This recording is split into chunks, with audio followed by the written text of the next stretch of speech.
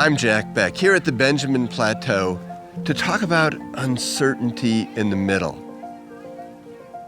The middle is a tough place to be, and I don't know, maybe you're in the middle right now of something, the middle of a school term or the middle of an athletic season. Maybe you're in the middle of your life. Well, if you're in one of those middle places, you know that they're places of uncertainty. And what I love about the Benjamin Plateau is that its stories are about those uncertain middle places.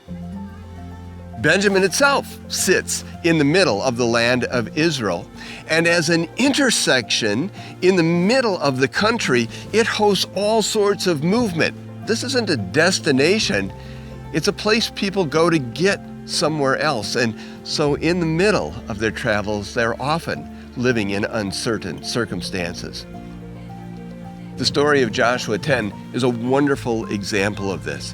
Joshua and the Israelites have come into this Benjamin Plateau in order to take over the intersection as part of a larger strategy of taking over the country. For the first time, and by my take, the only time, we have 5 city armies waiting for them in the plateau to push them back out again. And what the Lord does in that moment is what he always does in this intersection when people are in the middle of something. He shows up and does something incredible, so incredible that it causes those 5 city-state armies to go fleeing out of this arena towards the setting sun. God showed up when Joshua and the Israelites were in the middle, and he shows up when we're in the middle too. I don't know what uncertainty might attend the middle that you're in at the moment, but here's what I can tell you for sure.